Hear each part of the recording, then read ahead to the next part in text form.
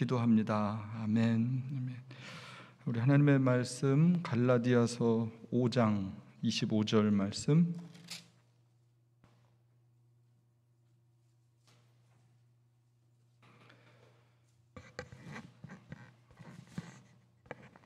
갈라디아서 5장 25절 한 절 말씀인데 같이 보실까요?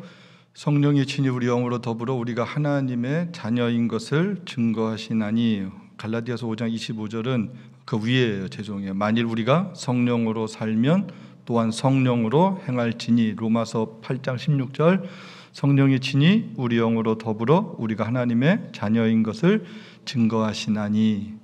예, 오늘은 사도신경 우리 14번째 시간으로 성령을 믿사오며 라는 우리 신앙 고백에 대한 말씀을 나누겠습니다.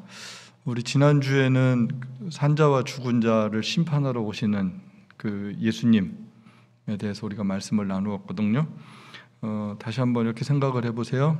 산자와 죽은 자를 심판하러 오신다. 저리로부터 오신다라는 거예요. 예수님께서 오신다. 오실 때는 이제는 뭐 하러 오시는 거예요? 심판하러 오시는 거예요. 예수님에 대한 우리의 마지막 신앙 고백, 다시 오신다, 심판하러 오신다라는 게 우리 고백이에요. 그리고 이렇게 다시 오신다 그럴 때 재림, 두 번째 오신다 이러는 말을 썼단 말이에요. 첫 번째는 육신의 모습으로 오셨지만 두 번째 오실 때는 부활하신 예수님께서 하나님 우편에서 왕권을 가지고 심판의 왕으로 오신다라는 거예요. 재림에 대한 말씀들을 우리가 이렇게 보았어요. 계시록 1장 7절에도 보면 그분께서 구름들과 함께 오시느니라. 모든 눈이 그분을 보겠고 그분을 찌른 자들도 볼 것이요 땅의 모든 족속이 그분으로 인하여 통곡하리니 참으로 그러하리로다. 저 말씀을 이렇게 읽으면 이 세상이 마지막에 어떤 모습이 될지를 우리가 잘 알게 됩니다. 그래서 베드로후서 3장은 이렇게 말씀해요. 주의 날이 도둑같이 온다. 도둑이 예고하고 오지 않죠. 나 언제 도둑질하러 갈 테니까 준비하고 계세요 이러지 않는단 말이에요. 갑자기 와요. 그리고 심판이 있다라는 거 말씀하고 있어요. 야고보서 5장 7절도 그러므로 형제들아 주께서 강림하시기까지 길이 참으라. 이건 누구에게 주시는 말씀이에요? 우리 하나님의 백성들에게 주시는 말씀이에요. 길이 참아라 라는 거예요. 예, 이른 비와 늦은 비를 기다리는 것처럼 주님이 오신다라는 거예요. 골로새서 3장 4절도 우리 생명이신 그리스도께서 나타나실 그때 너희도 그와 함께 영광 중에 나타나리라. 그러니까 여러분 우리 믿음으로 사는 삶 언제까지 참는 거예요? 영광 중에 주님이 오실 때까지 참는 거예요. 그냥 고생 끝에 낙이 있어 이런 게 아니라 그냥 참고 사는 거야 인생이 다 그래 그런 게 아니에요. 예수 믿는 사람들은 그렇게 막연하게 사는 삶이 아니라 주님이 영광 중에 나타나신다라는 분명한 믿음을 갖는 거죠. 성경은요 분명히 주님이 다시 오신다라고 말씀하고 있어요. 우리 기독교 신앙에 있어서 너무너무 소중한 거예요. 근데 예수님이 오시기 전에 예수님께서 오시기 전에 어떤 사인들, 징조들이 있다라고 성경이 말씀한다 그랬잖아요. 그래서 가짜들이 많이 나온다 그랬어요. 우리 이제 김병수 집사님 다시 이제 선교제 하시는데 가셔서 계시면서 굉장히 놀란 것이 있으셨는데 뭐냐면 이단들이 그렇게 많다는 거예요. 전 세계 이단들이 아니고 한국에서 이단들도 선교 열심히 하러 다닙니다. 예, 정말로 놀랄 정도로 열심히들 하는 거. 중남미 같은 경우도 그렇고요. 저 아프리카 같은 데도 그렇고요. 정말로 그 이재록, 뭐 이초석 이런 근데 대부분 어떤 사람들이에요? 신비주의 영성을 갖고 있는 사람들이에요. 이상한 짓들 하고 그러면서 근데 그런 이단들이 정말로 많아요. 신천지도 그렇죠. 여러분 제가 신천지 얘기 한번 했더니 우리 교회 이제 저한테 연락도 오고 뭐 그러는 일이 있었는데 누가 나한테 교리를 보내줬어요. 신천지 교리를 한 번만 봐주세요. 그래서 제가 정말로 봤어요. 도대체 뭔 소리를 하나. 그런데요, 요한계시록을 신천지들이 굉장히 강의를 많이 했는데 그 내용들을 보면요, 처음부터 한 절반 이상까지는 성경을 되게 잘 설명을 했어요. 근데 마지막에 가서 그분이 누구예요? 예수님이 심판의 영으로 오시는 거잖아요. 열쇠를 가지신 분이 누구예요? 예수님이잖아요. 근데 거기서 그 얘기를 안 하는 거예요. 그게 교주인 거예요. 백마를 타고 오는 분이 이만희 교주인 거예요. 그래서 제가 참 이단들이 마지막에 가서 딱 획을 긋는구나. 가짜 예수들이 그렇게 많은 거예요. 예, 그렇습니다. 예수님 오시기 전에 가짜들이 많고요. 나라와 나라, 민족과 민족 곳곳에 지진도 나고요. 또 전염병도 있고 무서운 일들이 있고 이렇다라는 거예요. 근데 또 하나 안타까운 일이 있어요. 마지막 때가 되면 데살로니가 후서에 보면 또 마태복음 24장에 보면 배도하는 일, 믿음을 떠나는 일들, 사랑이 식어지는 일들, 이런 안타까운 교회 안의 분열과 갈등의 모습도 일어날 것에 대해서 알려주고 있습니다.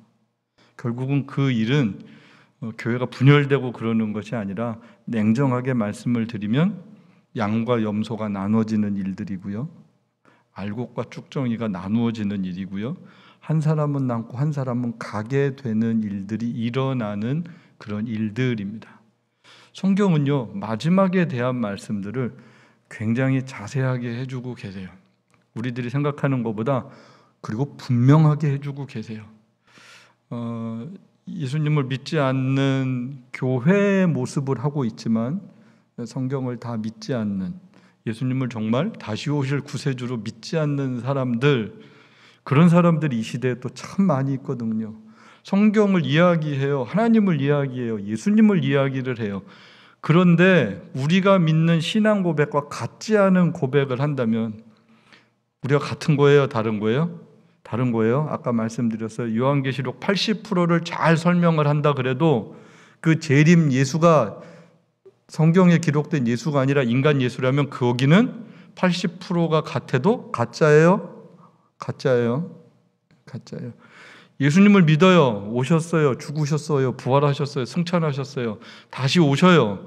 그런데 네 가지는 믿겠는데 다시 오시는 건 못 믿고, 이 세상이 하나님 나라야, 이 세상에서 사이좋게 살면 여기가 천국이야. 그러면 우리와 같은 거예요? 다른 거예요? 다른 거예요. 그것도 그럴듯해. 그러면 큰일 나는 거예요. 성경은요, 예수님이 분명히 다시 오신다라고 말씀하고 있습니다.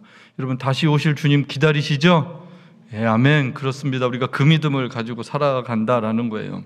마지막 때 일상을 사는 사람들 말씀드렸잖아요. 예, 일상을 살 수 있어요. 일상이 잘못은 아니에요.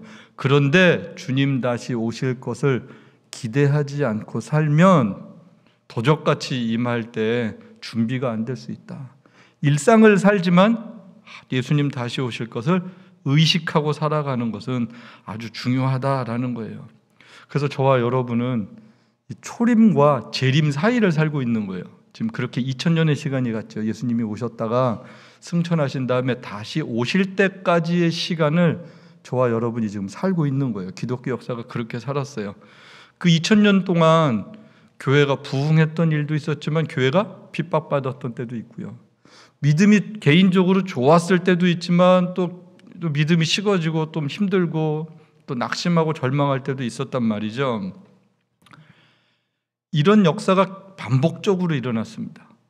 반복적으로 2000년의 역사를, 교회 역사를 이렇게 보면 세계 지도를 놓고 제가 그 전에 한번 동영상 한번 보여드린 적이 있어요. 예루살렘 중심으로 해서 교회들이 이렇게 막 확산이 되고 로마 시대까지 300년대 퍼지고 1500년까지 중세가 되고 그랬는데 갑자기 뭐 일어나요? 몽골 일어나잖아요. 이슬람 일어나잖아요. 공산주의 일어나잖아요. 그러면서 교회들이 굉장히 어려움을 겪게 됩니다. 그랬다가 또 미국으로 넘어오면서 기독교가 다시 한번 선교에 열심을 내고 확장이 되는 것 같은데 다시 또 힘든 역사들을 겪게 돼요. 이 얘기는 무슨 말씀이냐 하면 이 세상의 역사는 늘 그렇게 흘러가고 있다라는 거예요. 제가 그랬죠, 지난주에. 우리의 목표는 기독교 국가를 세우는 게 아니다라는 거예요. 교회가 하나님 나라의 모습을 잘 갖추는 게 중요하고요. 하나님의 백성 한 사람 한 사람이 다시 오실 예수님을 기다리면서 그분의 신부처럼 한날 한날을 손꼽아 기다리는 마음으로 살아가는 것, 그게 아름다운 믿음의 삶이다라는 거죠. 그랬는데 우리가 그렇게 좀 살아야 되는 건 잘 알지만 여러분, 그게 쉬우세요, 어려우세요? 마음은 그래요. 근데 이게 안 쉽단 말이에요. 쉽지 않아요. 그 열 처녀들 이야기 있잖아요. 신랑을 기다려야 되는데 들러리들이 신랑이 빨리 안 왔단 말이에요. 거기가 더디 왔잖아요. 그랬더니 5명은 지혜롭고 5명은 안 똑똑한데, 성경을 보면요, 10명이 다 자요, 안 자요? 다 자요. 5명이 깨어 있었던 게 아니에요. 다 잡니다. 다 자는데 뭐가 다른 거예요? 기름을 준비했다라는 거예요. 기름을 준비해서 신랑 올 때 불을 밝힐 수 있었다. 예, 많은 분들이 그 부분을 성령으로 해석도 하고 예수 그리스도의 생명으로 해석도 하고, 예, 중요한 건 뭐예요? 신랑이 올 때 맞이할 준비가 돼 있는 사람이냐 아니냐. 결국은 오늘 우리들도 마찬가지입니다. 결국은 그 힘은 누가 주시냐라는 거예요. 그 힘은 어디로부터 공급받느냐. 우리가 어떻게 하면 주님 만나는 날까지 좀 흔들리지 않고 건강하게 좀 견고한 믿음 생활을 할 수 있을까라는 거예요. 그래서요, 저리로부터 산자와 죽은 자를 심판하러 오시리라. 그 신앙 고백 다음에 바로 이어지는 내용이 뭐예요? 성령을 믿사오며예요. 어떻게 보면요, 이게 이제 신학적으로 쭉 구성이 되어 있는데, 삼위일체한 성부 하나님, 성자 예수님의 사역, 그리고 성령 하나님을 소개하기도 하는데, 제가 이렇게 그 사도신경을 묵상하고 이렇게 보고 자료들도 찾고 그러면서 참 이 사도신경 구성이 기가 막히다라는 생각을 했어요. 예, 삼위일체 하나님에 대한 신앙 고백이기도 한데 우리들의 신앙생활을 얼마나 견고하게 도와주는가라는 거예요. 그 예수님이 오세요. 그 예수님이 오시는데 초림부터 재림까지의 우리의 삶을 어떻게 우리가 승리하면서 살 수 있을까? 그럴 때 바로 이어져서 하는 신앙 고백이 누구를 믿는다? 성령을 믿사오며. 결국은 이 세상을 살아가는 수많은 하나님의 백성들을 누가 도우신다라는 거예요? 성령님이 도우신다. 여러분 믿습니까? 성령님이 도우시는 거예요. 그 하나님이 오늘 우리를 돕고 계신다라는 거예요. 예, 오늘 사도신경 이 말씀을 성령을 믿사오며를 보면서 구원받은 이후에 모든 성도들의 공통점이죠. 우리가 어떻게 하면 이길 수 있을까? 언제 주님이 오실까? 많은 분들이 되게 힘들고 어려우면 아유 빨리 예수님 오셨으면 좋겠다. 빨리 천국 가면 좋겠다. 그건 건강한 건 아니에요.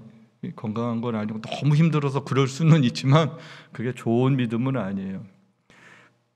힘들고 어려울 때만 주님이 오셔야 돼요? 아니면 잘 되고 행복하고 막 아무 문제 없을 때도 주님이 오셔야 돼요? 결혼식을 이틀을 앞뒀어요. 예수님이 내일 오셔야 돼요? 한 일주일쯤 지나고 오셔야 돼요? 예, 가만히 생각을 해보세요. 이 땅에서 좋은 일들이 막 준비가 되어 있어요. 그러면 사람들이 주님이 빨리 오시면 좋겠어요? 좀 천천히 오셔도 괜찮아요? 우리 마음이 그렇다니까요. 내가 생각한 시간에 주님이 좀 오셨으면 좋겠다 이럴 때가 많은 거예요. 좀 준비도 좀 하고 주님 맞을 준비도 하고 이렇게 잘 됐을 때 이제 주님 오시면 참 좋겠다. 그런데 성경은요, 그렇게 주님이 오신다라고 말씀하지 않아요. 한순간 한순간을 어떻게 이겨야 되느냐?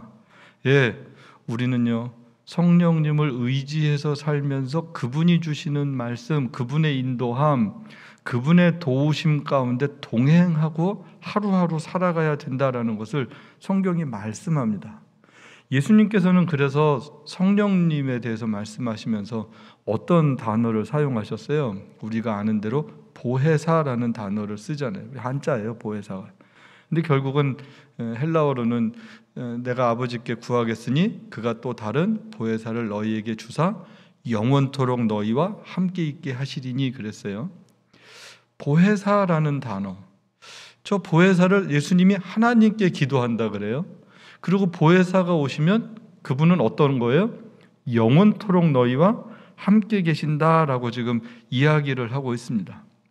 이 보혜사라는 단어는 파라클레토스라는 단어인데 두 단어가 이렇게 합쳐졌어요. 옆에서 간청한다, 위로한다, 격려한다 이런 거예요.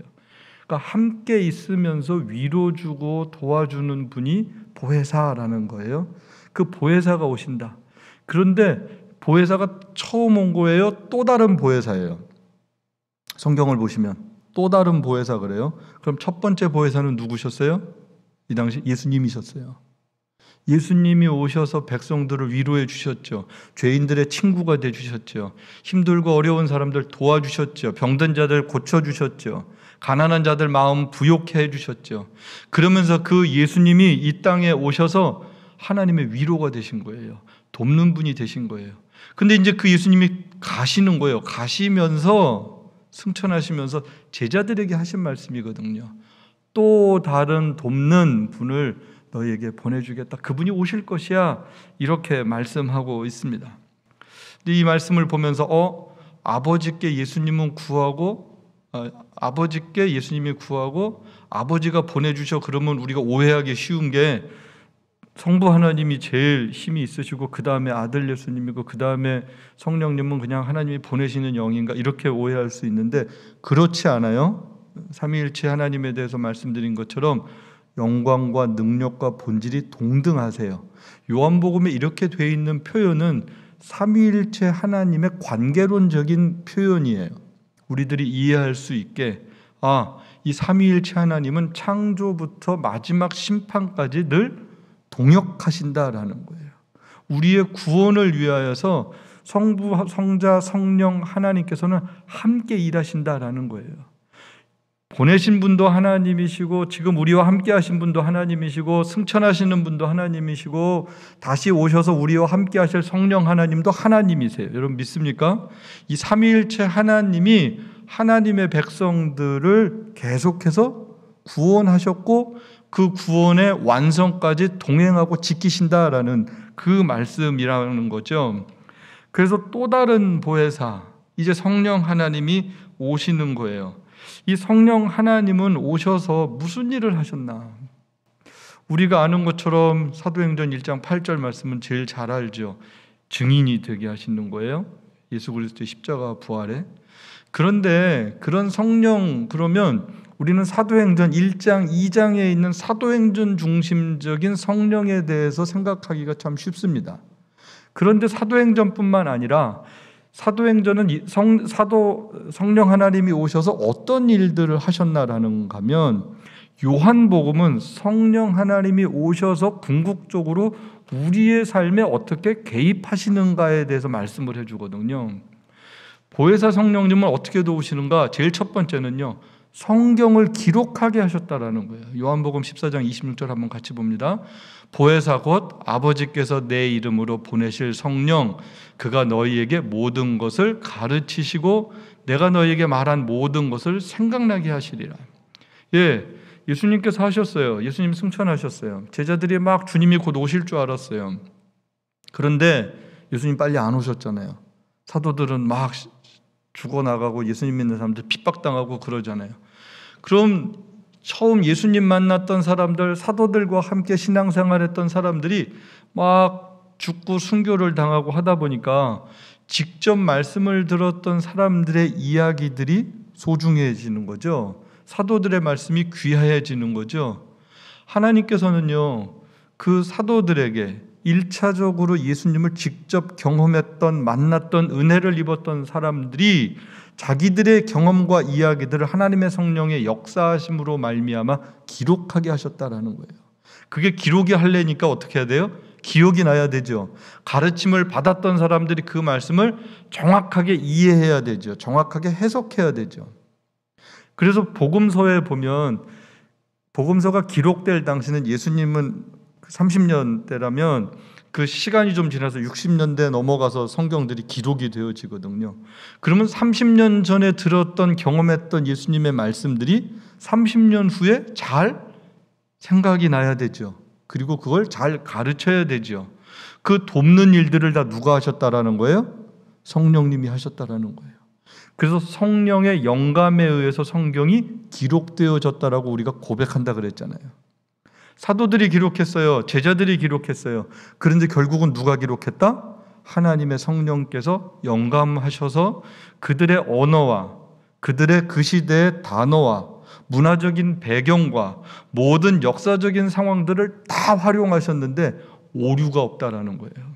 그걸 믿는 게 성경이 하나님의 말씀입니다라고 믿는 구체적인 내용입니다. 그게 유기적 영감설이라고 그랬잖아요. 성령 하나님은요, 성경이 기록되게 하셨습니다. 또 하나는 성령 하나님 우리를 어떻게 도우시는가 할 때 예수님을 증거하시는 거예요. 요한복음 15장 26절 봅니다. 내가 아버지께로 너희에게 보낼 보혜사 곧 아버지께서 나오시는 진리의 성령이 오실 때 그가 나를 증거하실 것이요. 성령님은 누구를 증거하는 거예요? 예수님을 증거하는 거예요. 성령이 오시면 누구를 알게 돼요? 예수님을 알게 되는 거예요. 성령이 오시면 이상한 짓을 하는 게 아니에요. 제일 먼저 예수님을 몰랐던 사람들이 성령님의 은혜를 입어야 예수를 주라고 시인하게 된다라는 거예요. 성령님은요, 궁극적으로 우리를 누구 앞으로 인도하시는 거예요? 예수님 앞으로 인도하는 거예요. 예수님 앞으로 인도한다라는 것은 좋으신 예수님 앞으로 인도하는 게 아니라 구체적으로 어디로 데리고 가는 거예요? 십자가 앞으로 데리고 가는 거예요. 십자가 앞으로 데리고 가는 거예요. 네가 죽어야 될 것을 예수님이 죽으셨어.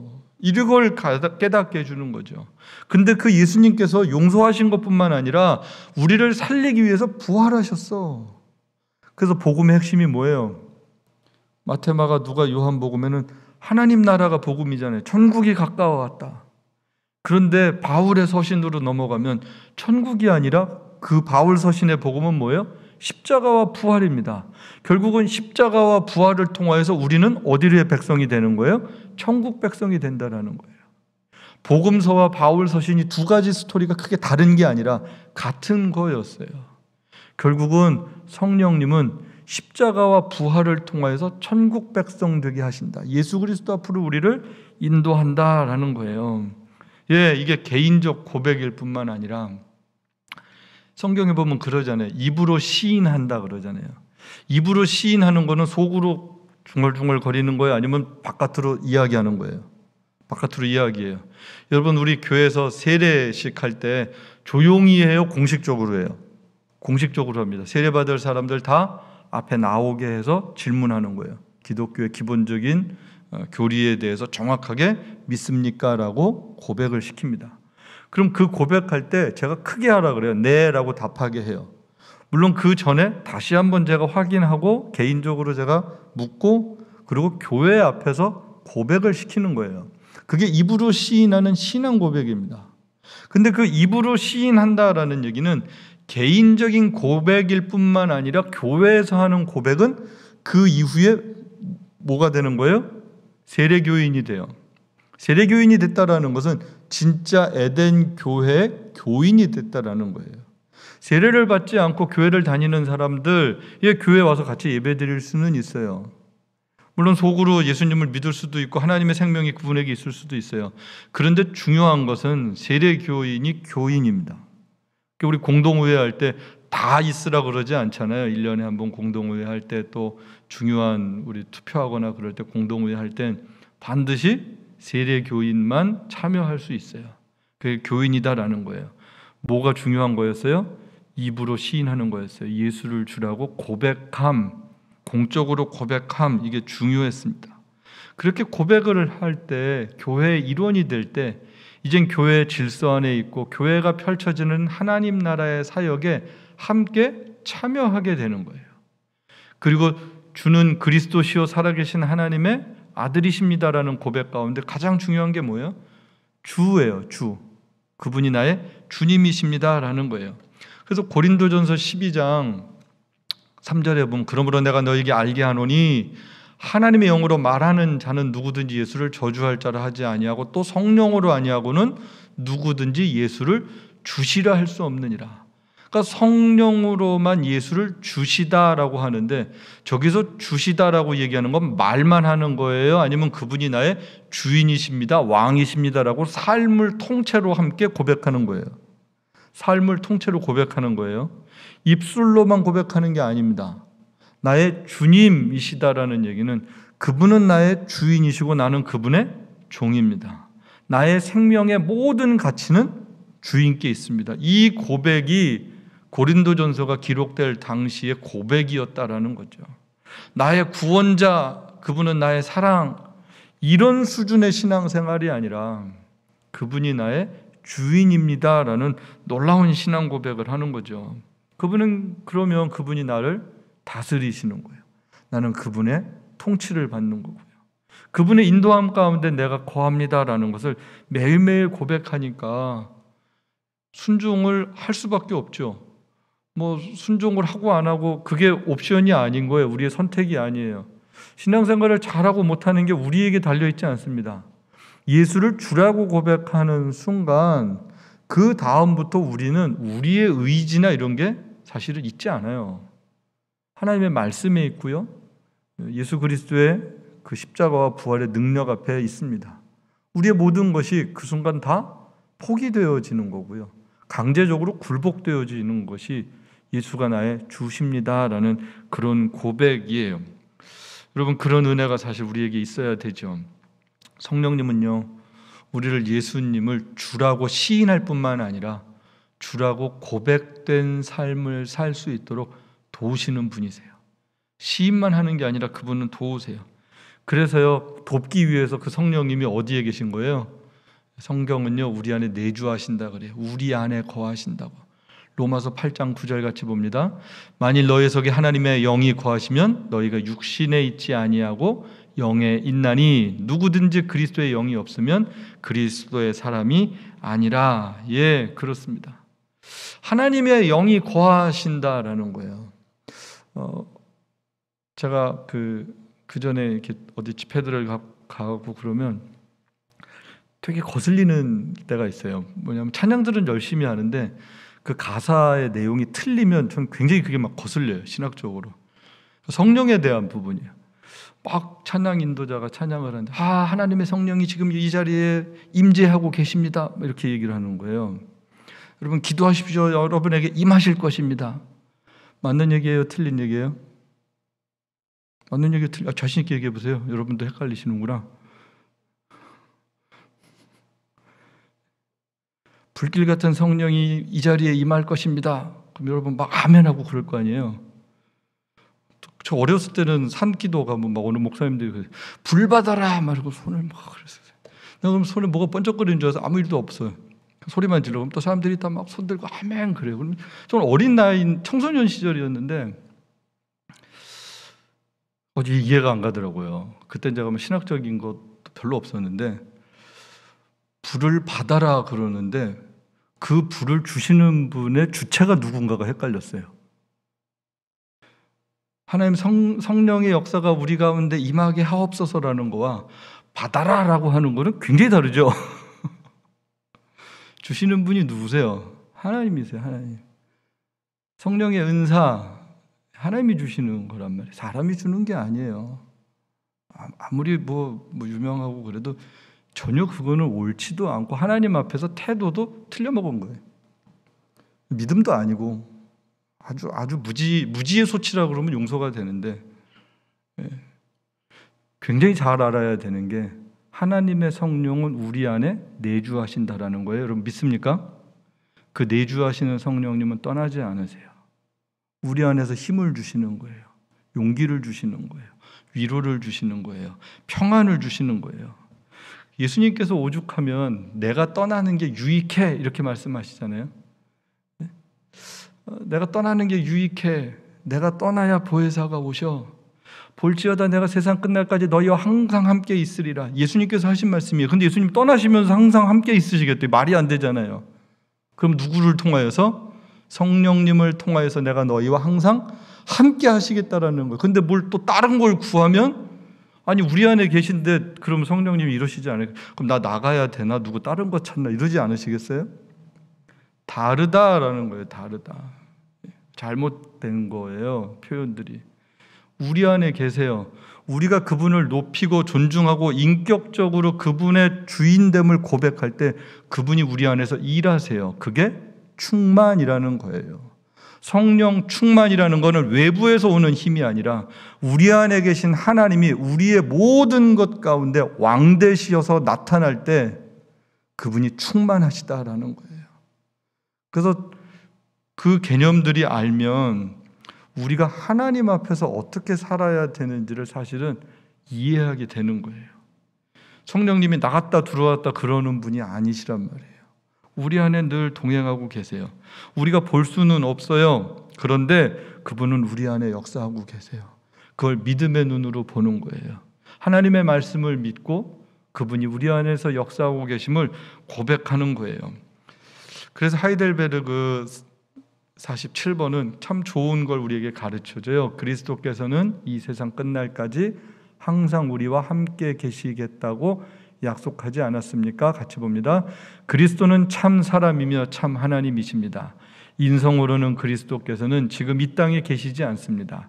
그러나 그의 신성과 위엄과 은혜와 성령으로서 그리스도는 한순간도 우리로부터 떨어져 계시지 않습니다. 여러분 믿습니까? 여러분 저런 말씀을 보면 이렇게 전 지금 소름이 확 끼쳤어요. 그의 신성과 위엄과 은혜와 성령으로 한순간도 우리로부터 떨어져 계시지 않는데요. 여러분 저거보다 더 위로가 되는 믿음의 고백이 어디 있어요? 저게 실감이 안 나니까 문제죠. 아니 늘 우리 안에 계신데 하나님 어디 계세요? 날 혼자 내버려 두시고 그러면 참 그 속상하지 않으시겠어요? 늘 우리 안에 계신데 나 안 도와주고 그러고 맨날 심통 떨고 입 내밀고 신앙생활하고 교회 와서도 삐지고 뭐 힘든 일 있으면 금방 삐지고 또 좀 좋은 일 있으면 희덕거리고 그렇게 신앙생활하면 안 되는 거란 말이에요. 성령님을 믿고 그분을 의지하고 그냥 이렇게 살아가는 거예요. 여러분이 우리는요 성령을 믿사오며라는 건 그분의 존재만을 믿는 게 아니라 그분이 우리 안에서 어떻게 계신가, 무슨 일을 하시는가, 지금까지 어떻게 일하셨는가, 앞으로 어떻게 우리의 삶에 개입하실 건가, 그걸 믿는 거거든요. 성령님을 믿는다 그럴 때 성령을 믿사오며 딱 하나잖아요, 문장이. 그런데 그 포함하고 있는 내용들은 어마어마한 내용이란 말이에요. 하나님이 우리와 함께하고 계신 임마누엘의 실체가 됐단 말이에요. 하나님이 우리와 함께하고 계신다. 그래서요 저와 여러분은 성령을 믿습니다라는 고백 가운데 또 하나 이어져야 되는 고백은 저는 혼자 살 수 없습니다라는 거예요. 내 힘으로 살 수 없습니다. 그 하나님의 도우심이 없이는 저는 살 수가 없습니다. 그 하나님 도우소서, 은혜를 베푸소서, 힘을 주옵소서, 이 고백을 하고 살아야 되는 거죠. 그 성령님을 통해서 예수님을 알게 되었고 그 성령님을 통하여서 예수님을 통하여서 하나님 아버지라고 고백할 수 있게 되었고 성령님을 통하여서 하나님 아버지라고 고백되어지니 그 하나님이 당신의 자녀들을 위해서 준비하고 계신 영원한 천국을 믿게 되었다는 거거든요. 그러니까 성령님을 믿습니다. 이 한마디에는 삼위일체 하나님의 구원과 우주적인 경륜과 마지막 역사의 심판까지 다 고백되어지는 그런 아름다운 믿음의 내용들이 내포되어 있습니다. 그러니까 여러분 성령을 믿사오며 할 때 오늘 나눈 말씀들이 그냥 막 머리에서부터 마음까지 이게 쿵쾅쿵쾅 거리듯이 그냥 꽉 채워져야 되는 거예요. 주일날 사도신경 신앙 고백할 때마다 그 한마디 한마디 한 단어 한 단어 한 문장 한 문장이 그냥 우리의 영혼에서부터 막 이렇게 소용돌이를 치는 거예요. 저는 요즘에 그래요. 사도신경을 말씀을 이렇게 준비하고 그러면서 개인적인 이야기인데 이렇게 자리에 앉으면요 잘 안 일어나져요. 이거 이렇게 묵상하고 보고 막 찾고 그러는데 이게 막 이렇게 못 일어나지겠는 거예요. 이 시간이 너무너무 소중한 거예요. 너무 감사한 거예요. 이게 고백되어지는 은혜를 입은 게 너무 감사하고 이런 하나님이 어떤 분인지를 나눌 수 있어서 감사하고 역사 속에 이런 믿음의 고백을 하고 지금까지 신앙유산으로 잘 내려오고 이어져가고 있다는 게 너무너무 감사하고요. 그냥 이런 게 교회고 이런 게 기독교구나, 이런 게 생명이구나, 이런 게 하나님의 은혜구나, 이런 게 막 실감이 나는 거예요. 사람이 많고 이런 게 중요하지 않고 같은 믿음의 고백을 하는 사람들이 같이 있다는 것만으로도 이게 너무 감사하고 행복한 거예요. 여러분도 그렇지 않으세요? 이 같은 신앙 고백을 하는 사람들과 같이 있다라는 것, 누군가가 이 길을 같이 간다라는 것, 그게 너무너무 감사한 거예요. 놀라운 것은 내 안에 계신 성령님이 그분 안에도 있다라는 거예요. 여기 계신 분들 안에 있다라는 거예요. 이 말씀을 듣는 분들 가운데 하나님의 성령이 계시다라는 거예요. 그 하나님은요, 너무 인격적이세요. 그래서 무례하지 않으시고요, 막 강제적이지 않으세요. 거의 강제적이지 않으세요. 우리가 그분을 높이기를 기다리고 계세요. 그게 신비해요. 그게 신비해요. 왜 그렇게 능력이 많으신 분이 왜 우리를 막 강제적으로 그렇게 안 하실까? 우리를 진짜 사랑하셔서 우리가 자의적으로 그 성령님을 왕으로 모시기를 기다리고 계신 거예요. 그게 너무 큰 은혜 가운데 또 하나였습니다. 여러분, 정말로 그 성령님을, 우리 안에 계신 성령님을 우리의 삶에 왕으로 고백하고 정말 왕으로 모시는 삶을 살아간다면 가장 복 있는 삶 가운데 하나일 것 같아요. 성령을 믿습니다. 그분이 내 안에 왕으로 통치하고 계십니다. 그걸 인정합니다. 그분 안에 거할 때 내가 참 평안함이 있습니다. 여러분, 아름다운 믿음, 고백, 저와 여러분에게 있기를 축복합니다. 우리 한번 같이 찬양했으면 좋겠는데